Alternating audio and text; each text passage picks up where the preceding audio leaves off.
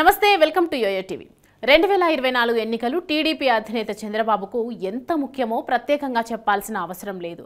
అయితే ఈసారి పొత్తులో భాగంగా 144 అసెంబ్లీ 17 లోక్సభ స్థానాలలో టీడీపీ అభ్యర్థులు పోటీ చేస్తున్నారు. ఈ క్రమంలో గెలిపే లక్ష్యంగా ముందుకు సాగుతున్నారు చంద్రబాబు. ఇందులో భాగంగానే వీలైనంత వరకు క్షుణ్ణంగా సర్వేలు చేయించి గెలుపు గుర్రాలను బరిలోకి దించుతున్నారు. ఈ సమయంలో ఎదురయ్యే అసంతృప్తులను తనదైన శైలిలో బుజ్జగిస్తున్నారని అంటున్నారు. ఈ నేపథ్యంలో తాజాగా ప్రకటించిన లోక్సభ అభ్యర్థుల జాబితాలో అతి పిన్న వయస్కుడి పేరు తెరపైకి వచ్చింది. అవును, రానున్న ఎన్నికల్లో కూటమిలో భాగంగా అమలాపురం లోక్సభ స్థానం టీడీపీకి దక్కింది. దీంతో అక్కడ అభ్యర్థిని ఫిక్స్ చేశారు చంద్రబాబు. ఇందులో భాగంగా గంటి హరీష్ మాధుర్ను ఎంపీ అభ్యర్థిగా ప్రకటించారు. దీంతో ఇప్పుడు ఆయన అతి పిన్న వయస్కుడిగా రికార్డు నెలకొల్పారు. ఈయన వయస్సు ప్రస్తుతం 33 ఏళ్లు కావడం గమనార్హం. ఇంత చిన్న వయస్సులోనే మాధుర్ లోక్సభ ఎన్నికల్లో పోటీ చేస్తున్నారు. 12వ లోక్సభ స్పీకర్గా పనిచేసిన దివంగత జీఎంసీ బాలయోగి కుమారుడే ఈ హరీష్ మాథుర్. ప్రధానంగా కోనసీమ ప్రాంతంలో గంటి మోహన్ చంద్ర బాలయోగి పేరు ప్రఖ్యాతలు ఉన్న వ్యక్తి. రాజకీయంగా వచ్చిన ప్రతి అవకాశాన్ని సద్వినియోగం చేసుకుంటూ ఎదుర్లంక నుంచి లోక్సభ స్పీకర్ స్థాయి వరకు ఎదిగారు.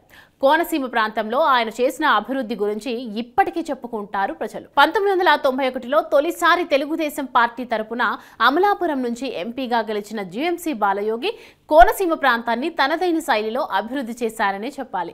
ఇప్పుడు ఉన్న రహదారులు, గోదావరి నదిపై ఆయన కట్టిన వంతెనలు ఆయనను కోనసీమ ప్రజలకు నిత్యం గుర్తు చేస్తూ ఉంటాయి. ఈ క్రమంలో 2002 మార్చిలో ఆయన మరణాంతరం జరిగినటువంటి ఉప ఎన్నికల్లో ఆయన సతీమణి విజయకుమారి అమలాపురం నుంచి ఎంపీగా గెలిచారు.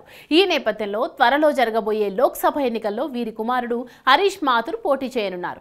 ఇంతకంటే చిన్న వయసులో 2019 ఎన్నికల్లో తొలిసారి ఎంపీగా పోటీ చేసి ఓడిపోయారు హరీష్. 2019 లోక్సభ ఎన్నికల్లో టీడీపీ నుంచి పోటీ చేసిన హరీష్ మాథుర్ కేవలం 39,966 ఓట్ల తేడాతో ఓడిపోయారు.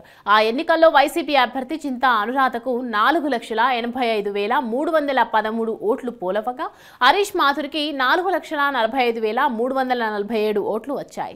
బిజినెస్ మేనేజ్మెంట్ లో గ్రాడ్యుయేషన్ చేసిన ఈ హరీష్ మాథుర్ 2024 ఎన్నికల్లోనూ మరోసారి తన అదృష్టాన్ని పరీక్షించుకోబోతున్నారు. ఇందులో భాగంగా టీడీపీ నుంచి అమలాపురం ఎంపీ అభ్యర్థిగా పోటీ చేస్తున్నారు.